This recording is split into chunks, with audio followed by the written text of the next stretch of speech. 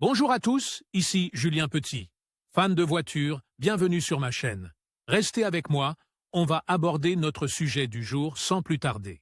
03 Joule 2024, 11h54 d'été. Il arrive que notre voiture ne démarre pas et que ce soit un problème qui vide notre batterie. Il existe une solution classique qui peut encore nous sauver la mise, le démarrage à la poussette. Cette méthode, également connue sous le nom de push starting ou kick starting, peut sembler sortir d'un vieux film, mais il s'agit d'une technique efficace et pratique lorsque vous êtes dans l'embarras. Pourquoi avez-vous besoin de pousser votre voiture pour la faire démarrer? Étape par étape, comment faire démarrer une voiture en la poussant? Conseil de sécurité. Pourquoi avez-vous besoin de pousser votre voiture pour la faire démarrer? Avant d'entrer dans les détails de la procédure, il est important de comprendre pourquoi vous pourriez avoir besoin d'utiliser cette méthode. Les voitures modernes sont équipées de systèmes électriques complexes et une batterie déchargée peut vous laisser en rade. Si vous vous trouvez dans un endroit où l'assistance routière n'est pas immédiatement disponible, la connaissance de cette technique peut vous sauver la vie. Elle est également utile lorsque votre voiture présente des problèmes de démarrage ou d'allumage. Étape par étape, comment faire démarrer une voiture en la poussant? 1.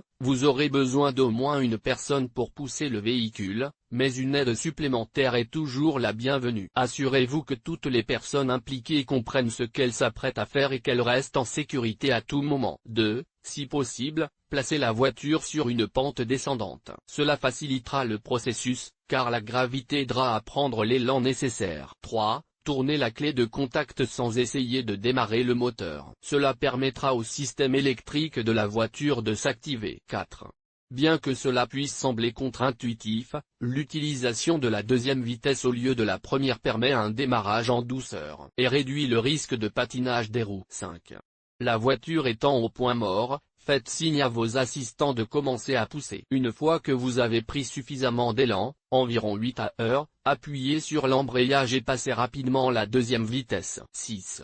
Tout en maintenant une pression ferme sur l'accélérateur, relâchez l'embrayage de manière rapide mais contrôlée. Le moteur devrait alors démarrer. Si le véhicule ne démarre pas à la première tentative, répétez l'opération. 7.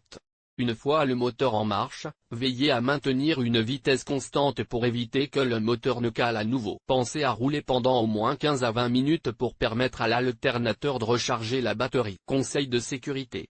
Assurez-vous que toutes les personnes impliquées sont coordonnées et comprennent les signaux. Si vous êtes sur une autoroute, utilisez des triangles de signalisation et des feux clignotants pour alerter les autres conducteurs. Après avoir démarré la voiture, faites vérifier la batterie et le système électrique par un atelier dès que possible afin d'éviter tout problème ultérieur. Laissez la batterie se charger pendant environ 15 minutes et assurez-vous qu'il n'y a pas d'obstacle sur la route. Le démarrage par poussée d'une voiture peut sembler être une technique ancienne, mais elle reste utile et pratique. Avec les bons gestes et les précautions nécessaires, vous pouvez vous sortir d'une situation délicate sans avoir recours à l'assistance routière. La prochaine fois que vous vous retrouverez avec une batterie à plat, souvenez-vous de ce guide et de la façon dont une main secourable et un petit effort physique peuvent remettre votre voiture sur la route. Vous pourriez être intéressé par « Pourquoi ma voiture vibre-t-elle lorsque je suis arrêté en marche? Comment sauver votre véhicule d'un fossé? Conseils et outils. Comment retirer et désengager la pédale de frein à main, un guide complet. Comment prolonger la durée de vie d'une voiture moderne.